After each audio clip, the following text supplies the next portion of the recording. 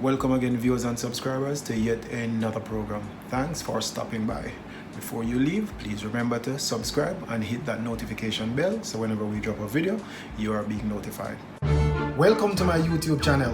Stay for the enlightenment. Have your say. Get involved. Subscribe, comment, click, share. Let's go.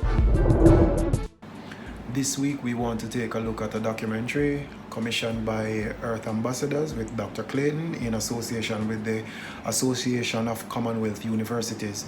It's a very interesting documentary. It's about 24 minutes long. Please stick around and watch it. It has to do with our climate and the reality of our world. Our world is changing rapidly and we have to take heed and look at what's happening and make recommendations and changes that needs to be had, because things are really getting serious. So let's divulge in this documentary and then we come back for our comments. Plastic is one of the most widely used materials in the world. It is cheap, convenient, sanitary, durable and lightweight. It is used for making medical products, toys, packaging material, and millions of other items. Plastic is so much a part of our lives today that it is hard to imagine that 80 years ago, plastic was almost unknown. Today, however, we also know that plastic has come at a tremendous cost to the environment and to human health. We have a major problem here in Jamaica. There are some persons who are separating waste. We have some recycling facilities, but for the most part, they are not recycled. And these will have devastating effects on human health, on the environment, and even our marine health. So let's take a journey into the world of plastics and see why we now need to rethink the role that they play in our lives.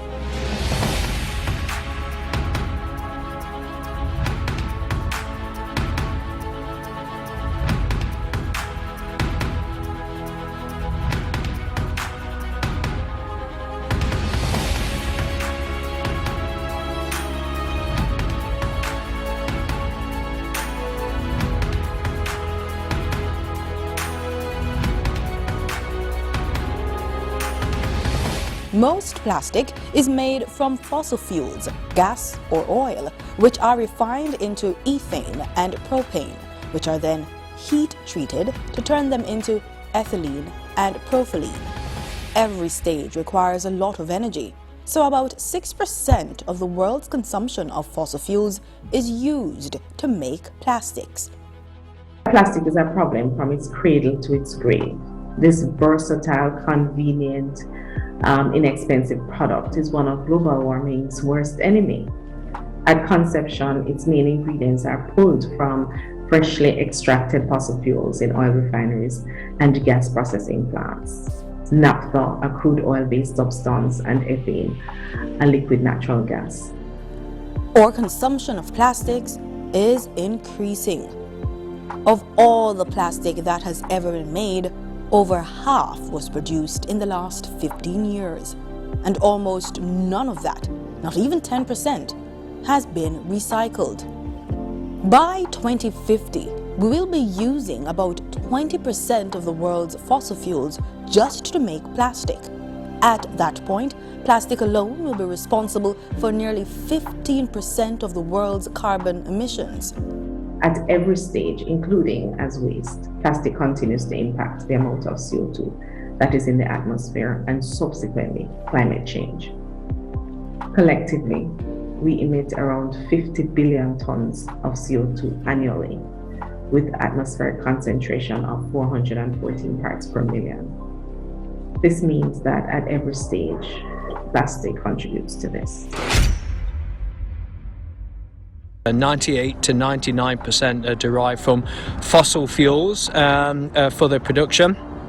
And whilst their role in climate change has probably been missed by a lot of consumers or not taken account of. In actual fact, by 2030, greenhouse gas emissions from plastics production and the full life cycle, including waste disposal, will actually outcompete coal-fired power plants by 2030. The current contribution is approximately 6% with current production and usage. And by 2050, that's predicted to be in excess of 15% of the global carbon footprint. The world's leaders met at the COP26 meeting in Glasgow last November to talk about climate change, but they failed to agree on the actions needed. As a result, the world is going to be at least 2.4 degrees warmer.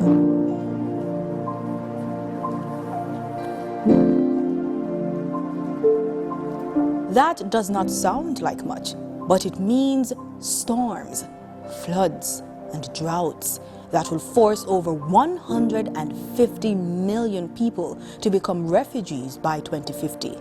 It means that the Caribbean will be hammered by major hurricanes year after year, with no time to build back between storms. It means that the ice caps and glaciers will melt, and the sea will rise, drowning cities and airports. So, plastics are indeed useful, but we are going to pay a very high price for that convenience, and future generations will pay an even higher price. With climate change, we're expecting to see more intense hurricanes, category 4 and 5 hurricanes. And we're also expecting more GHG emissions in the atmosphere. Usually persons make the connection with plastics in terms of the increase in the GHG emissions and so increase of global warming. But I want to stress the fact that we find these plastics a lot in drains and near to water bodies. And so if we continue to dispose of them in the drains and in the water bodies, and then we have these increases in category 4 and 5 storms, more rainfall, heavier winds causing very disastrous floods.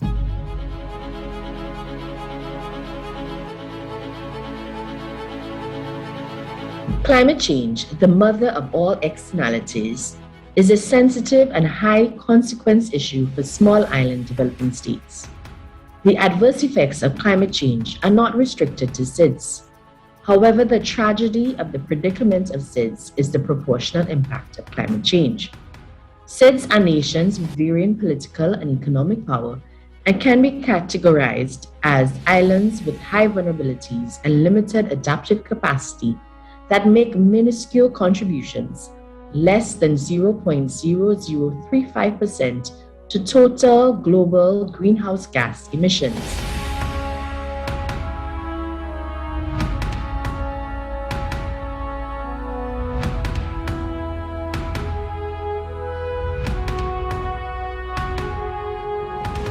But that's not where the story ends. Plastics are useful precisely because they are cost-effective, durable, and resistant to decomposition. But every plastic product is eventually thrown out, and less than 10% is recycled. So, what happens to all the millions of tons of plastic that are discarded? Some of it is burnt, which means that its carbon content is already in the atmosphere. But most of it has ended up in garbage dumps or in the sea. There are now vast areas, thousands of square miles of oceans covered with plastic garbage, choking and killing marine life. Discarded fishing nets, for example, can drift across the oceans for decades, catching and killing fish. Plastics are a very important part of daily living here in Jamaica. A lot of the plastics that we use are for food and for food packaging industry, among other things. But the thing is that as a developing nation here in Jamaica, we import a lot of plastics and we don't dispose of them properly because we may not have enough recycling facilities to do so.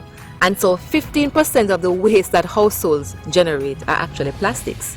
polyethylene, which if left in the environment is very disastrous or toxic to our soil as well as the atmosphere when it remains in the landfills not recycled.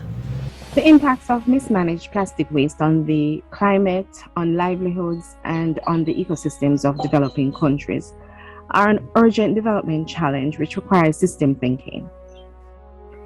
It requires holistic, multi-sectoral, targeted, innovative behavioral change mechanisms alongside the embracing of circular flow models. Developing countries are often at the consumer end of the product life cycle, which excludes them from the design and raw material selection phase. However, the good news is that there are a growing number of examples being implemented, which minimizes the need for the final disposal of waste into the environment and reduces the mining of virgin fossil fuels. By engaging local communities from reach to reef, we can reduce ocean pollution, preserve ocean health, increase resilience to climate impacts, and reduce overall GHG emissions. Largely, emissions are derived during production in refineries, during the cracking process, and other related petrochemical facilities.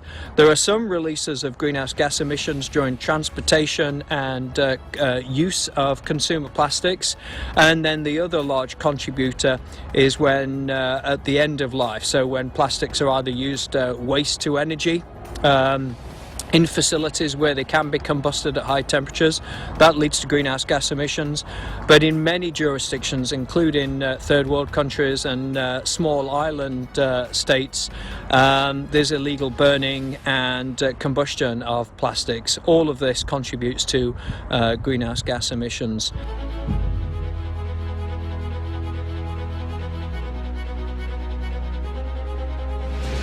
Presently we are on Dallin Street in Savannah Lamar, and in the town of Savannah Lamar, when it rains, we have the water flowing from Upper Beckford Street, that is in the commercial area, and it comes down Beckford Street. Right, you see right now, there are lots of plastic bags, even though we're not having a flooding and so. The plastic garbage then very slowly breaks apart into tiny fragments called microplastics. These are taken up by microscopic plants called phytoplankton and minute animals called zooplankton, which are then eaten by fish, which are then eaten by humans. Microplastic dust also blows from the garbage dumps and the seashores, fills the air and is inhaled by humans. Plastic cups, plates, knives, forks and bottles shed tiny fragments of microplastics, which humans consume along with their food and drink. The average person in countries like the United States of America now consumes from 50,000 to 150,000 fragments of microplastics every year.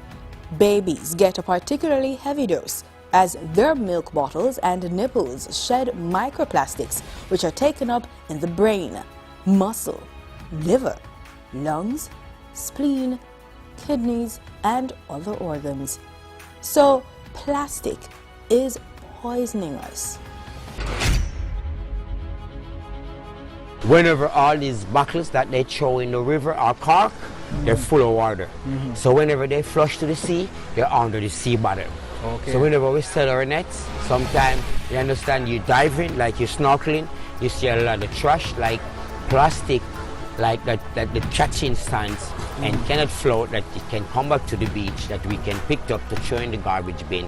They lie underneath the ocean, and that's not good for us, or good for our environment. We all know the plastic is pollution and poisoning, so most likely it affect, right?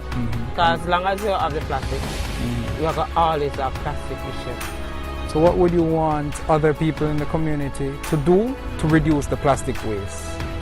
Just if we have less plastic, That's the only goal. that's the only solution. We catch fish already, and when we catch my plastic, I take out time belly. You know? Really? Yeah. Wow. So, fish eat the plastic and it kill them. It's killing them, yeah? Yeah, it's killing them. So, right now, All of them plastic here come from the gutter. The drain them, one of them when the people them flush them in now when the rain come heavy, you wash to the sea. And the sea you wash you up back on land. Some go for a sea and some come on land. Plastics in the ocean may also interfere with the ocean's capacity to absorb and sequester carbon dioxide. Earth's oceans have absorbed 20 to 40% of all anthropogenic carbon emitted since the Industrial Revolution. Microscopic plants like phytoplankton and animals, zooplankton, play a critical role in the biological carbon pump that captures the carbon at the ocean's surface and transports it into the deep oceans, preventing it from re-entering the atmosphere. Around the world, these planktons are being contaminated with microplastics and are being impacted by macroplastic.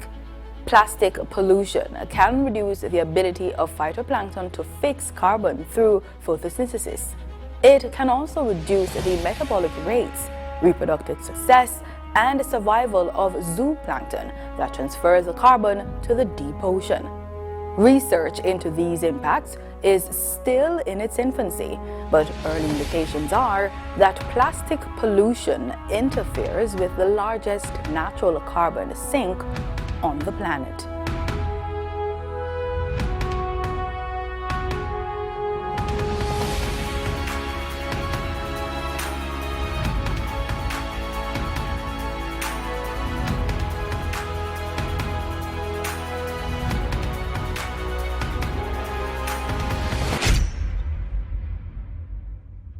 What are we doing about this? The big manufacturers and users mostly prefer initiatives to recover and recycle plastic bottles and so on. But these have been a dismal failure overall, with less than 10% of plastic waste being recovered. So some countries are now introducing legislation and regulations to deal with some aspect of the problem. It is generally agreed that single-use plastics, packaging, disposable cutlery, etc., is one of the biggest concerns, as these materials get used just once before being thrown out. Jamaica is one of the countries taking steps to ban some forms of plastic use. On January 1, 2021, the third phase of the plastic ban came into effect, and agencies like the National Solid Waste Management Authority have been developing initiatives in several communities. One of them is the Plastic Waste Minimization Project. Let's take a look. The National Solid Waste Management Authority pulled out all the stops to get the residents engaged. Well, I like the local thing what go on. Take care of the plastic them, because it make a mess, a real mess in the gully and all around, you see me?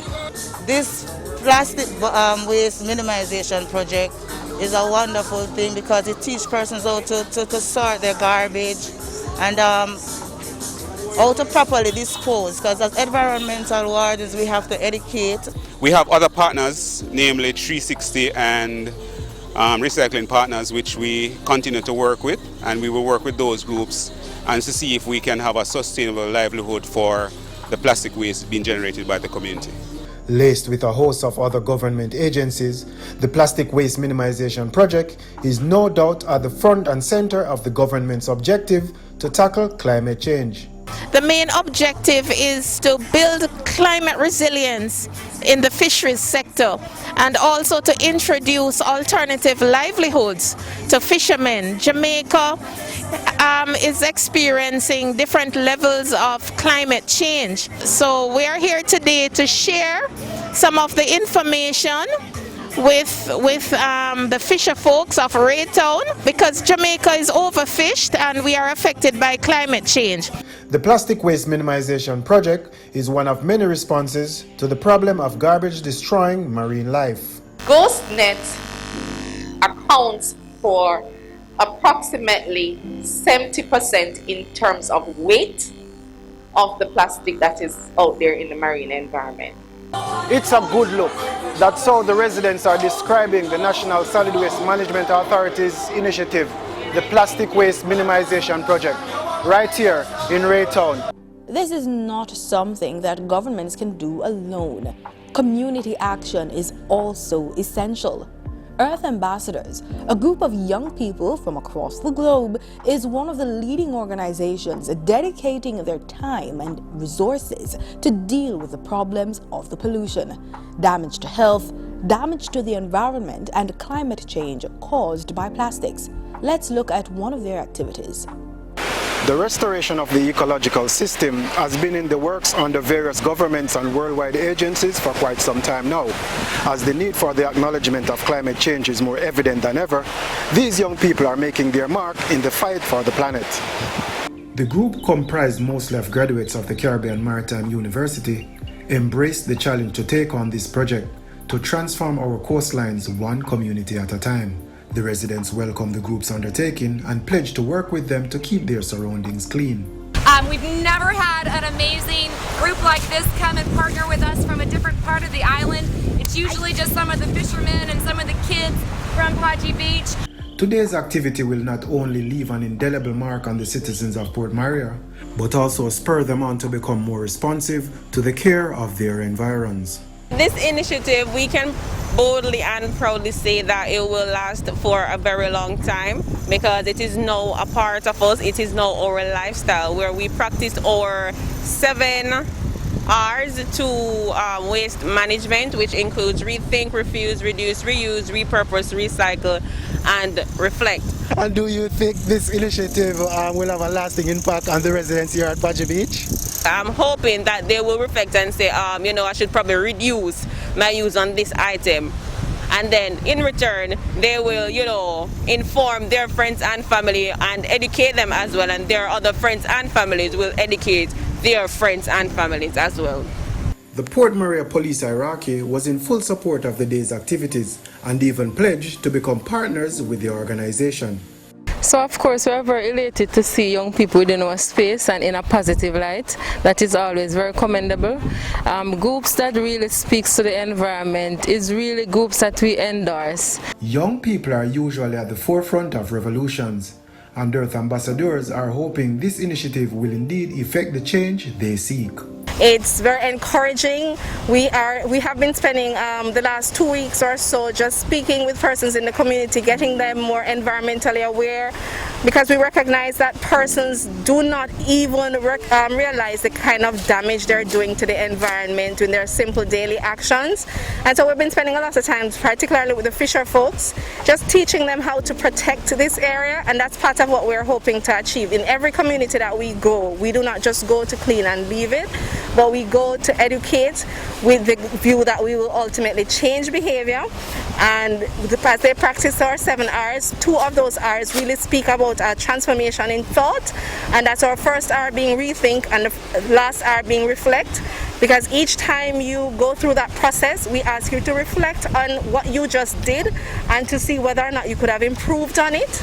And then you rethink how you can start the process again, and you go through the cycle. So we spend a lot of time investing in the communities to in the long-term view, to change behavior so we can have a better relationship with nature. In a very short time, plastic has become a part of our lives. They are cheap, useful, and convenient. Now that we know the cost of our health and to our world, however, we must find ways to reduce the tonnage of plastics that we use and discard. Part of the answer is to switch to alternative materials. Some packaging manufacturers, for example, are switching to products that are made from plants, not fossil fuels, and which can be safely composted to return to the soil after use. But it will take many years before these substitutes are available on the scale required. So until then, we have to use less plastic to reduce waste and recover the waste plastic that we're dumping on our land and into our seas. Governments cannot do this alone. All of us have our part. We all have to change our habits, buy less plastic materials, and produce less plastic waste. We have to do this for ourselves, for future generations, and for the world in which we live.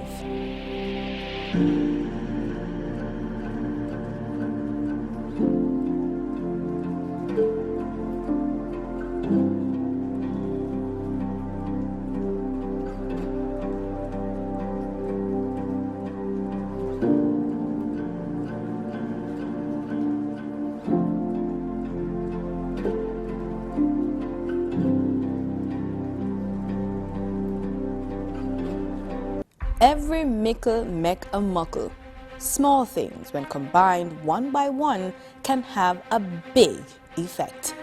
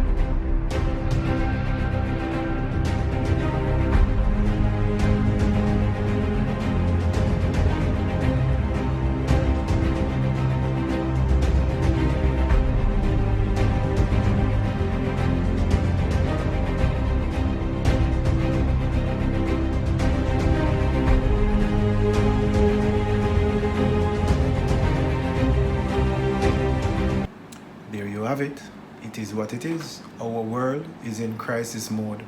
We need the environment as much as the environment needs us. So each of us in our own individual space need to do what we can to alleviate the production of waste material. Yeah, because it can only augurs well or better for our future.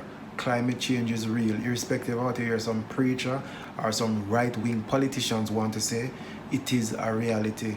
You can just look at nature itself. The storms are more frequent, the hurricanes are more frequent, the floods are more frequent. So there is something happening in the atmosphere and we need to take heed before we are doomed for it.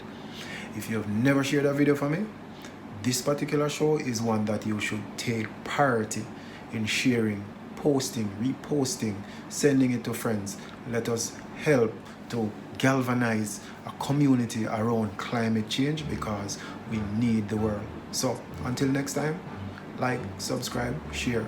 Peace out. Bless you.